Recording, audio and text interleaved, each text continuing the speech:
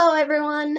It's been a hot second since I've sat down and done another whole essay style video like this, and I want to make it clear that is not because I have lost interest in Aisha and Nex. I love them to death, I still do, and I will continue to for probably a very long time. After making the first series of videos, I just became kind of tired. Sometimes I can't deal with certain people in this fandom in a rational way. Also, these videos take time to make. Honestly, I don't even mind the editing, it's mostly the scripting part because it takes me a long time to get my thoughts into a format that is cohesive and not rambly.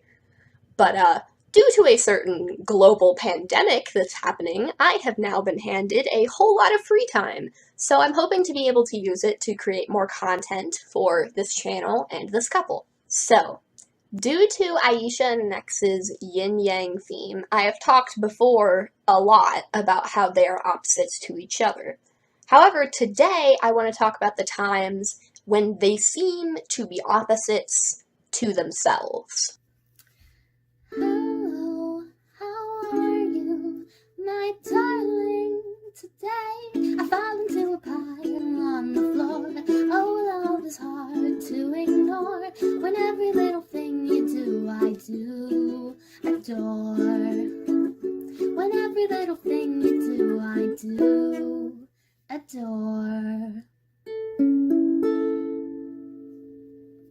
When Aisha and Nex were first introduced to us, it definitely seemed like Aisha was always going to have to be the calming influence in the relationship.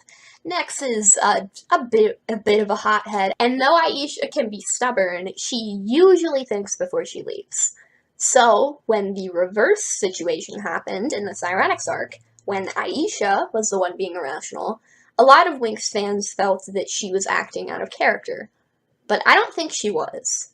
Yes, I did criticize her decision-making in my original overview of the episode, but past me failed to realize that Aisha was not in a good state of mind at this time. She flopped her speech earlier, and therefore, in her mind, she has let her parents and her entire kingdom down. Her friends are low-key about to die, and now her boyfriend, the one calming influence she has right now, has just joined them. She was upset, she was confused, and she reacted on impulse. We all do that sometimes. Because Aisha was in extreme circumstances, her actions make sense, and therefore they're not out of character. Aisha is not exclusively the calming or aggressing force in her and Nex's relationship. They both need each other's help at times. They balance each other out, as most real couples do. Some fans seem to have trouble with that lack of dichotomy, though. For example, I've seen some people saying that it's out of character for Aisha to be all into the princessing thing like we've seen her doing in some later seasons. They claim that this erases Aisha's tomboyish side and her interest in sports. I wouldn't agree with that, though. Aisha has never been exclusively girly or tomboyish. She's always just wanted the ability to be both, to not have to choose between one or the other. Aisha said it best herself on one of her old mood boards from the Winx website.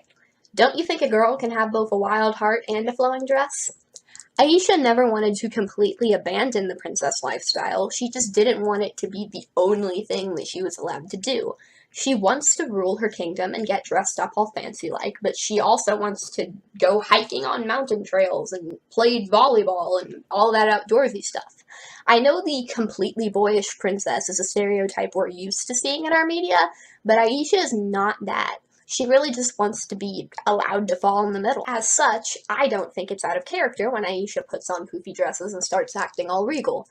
This, however, is nothing compared to all of the many times Nex is accused of acting out of character because he has positive behavior. Oh boy! Here's the thing.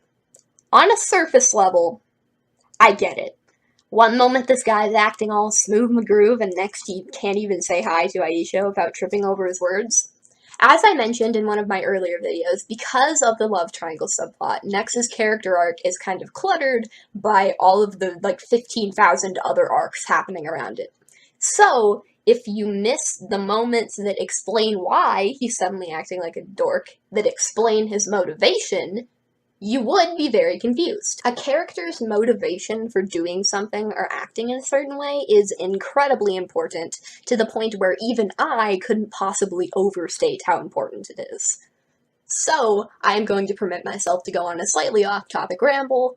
I am sorry. A good example of this is Miles Edgeworth from the Ace Attorney series. Edgeworth is the protagonist's rival, and when he's introduced, he's this scary, intimidating prosecutor, but also he's sad inside because he has a tragic backstory that we don't know yet.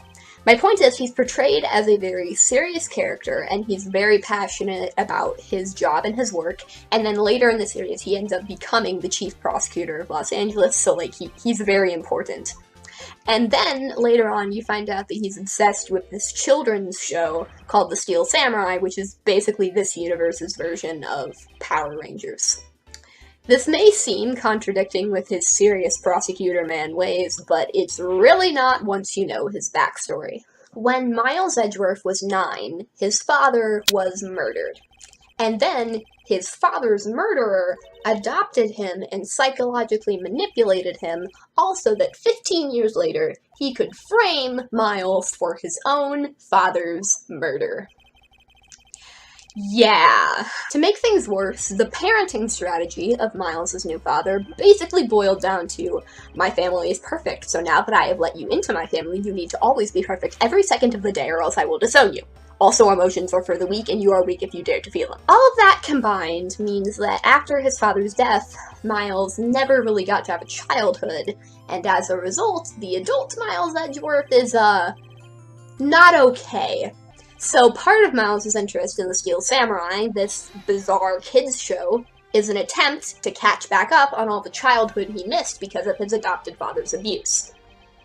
Not so silly now, is it? Since I just went on a gigantic rant about something that's not Winx Club, let's look at an example of this within Winx. Throughout the show, Bloom has showcased her bravery and her willingness to sacrifice herself for her friends many times, but a lot of fans have noticed that sometimes when she's put under pressure, she runs back to her parents' house and cries. Seems contradictory, right? But Bloom has only done this 3 times in the series, and each time she wasn't just running away, she was trying to get isolation from everyone so that she could deal with her emotions. The first time was in Season 1 when the Diaspora mishap happened. Not only did Bloom just find out that her boyfriend had been lying to her about his identity and that she was essentially being cheated on, but she also made a fool out of herself in front of everyone at Red Fountain, a bunch of other famous and important people, and Sky's parents. It's understandable that she wouldn't want to be around anyone at that moment. In Secret of the Lost Kingdom, Bloom is the only one of the girls unable to graduate from Althea because she doesn't have her full Enchantix powers. She goes back to Mike and Vanessa's house because she just doesn't want to have to see her friends going around being guardian fairies while she sits around as just a regular Enchantix. And in Season 6, Bloom almost killed Flora because she chose to trust Selena. If I almost killed a friend because of my own gullibility, I don't think I could face them for a while either. As you probably now understand, a character's motivation is very important, both in an individual scene and their entire arc. So, maybe if we can help certain Winx fans understand why Nex has these seemingly contradicting personality traits, it will help them to understand him better. One accusation I frequently see leveled against Nex is that he doesn't really love Aisha. A lot of fans say that either he's using her to become the King of Andros, or that Nex is a misogynist and womanizer who doesn't view women as people. Let's talk about the king thing first. I'm actually not sure where this belief came from. The only real explanation for it that I've seen is that Nex is friends with Foreign, and because Foreign and Daphne's relationship in Season 6 was so horribly rushed, some fans jumped to the conclusion that he was just using her to become the King of Domino. Personally, I don't think that's true, but that's its own separate discussion. From there, I guess people assumed that all paladins are power-hungry manipulators because people are really stuck on this idea of Nex, and it will not go away, despite the fact that it's substantiated by Literally nothing. We've seen Nex interact with the people of Andros 2 times, once in the Cyrenix arc and once in their couple comic, and both times he was very respectful and never tried to manipulate Aisha or her parents for anything. He tries to earn her parents' trust not because he's manipulating them, but because he genuinely likes Aisha and wants her parents to like him. I think this false concept of Nex arose because people didn't see the real reasons behind some of his actions. Like I said earlier, he goes from being a complete jerk in episode 4 to suddenly being this tongue-tied dork in episode 7. And I guess people assumed that such a sudden shift in character must be some kind of facade. I talked about this more in part 2 of my original series, but long story short, Nex is an extrovert who wants to be friends with people, but he doesn't know how to do that without showing off. He's got a big ego, and he sometimes doesn't think about the consequences of his actions, but all in all, he's not an inherently bad person, and he has taken steps to try and be better ever since he met Aisha and the rest of the gang. So no, I don't think Nex is feigning interest in Aisha just so that he can become king, and I also don't think that he's misogynistic either, even though a lot of people have opinions about that. The main piece of evidence used to support this claim is this line. Just like a girl. Insist things go their way, whether it makes sense or not. Here's the thing. I'm not going to pretend that this line isn't at least a little bit yikes, because it is. And it doesn't help that Aisha has this, like, sad look on her face and Nex is standing over her. Like, it's yikes. It's a little bit yikes. I'm not going to deny that.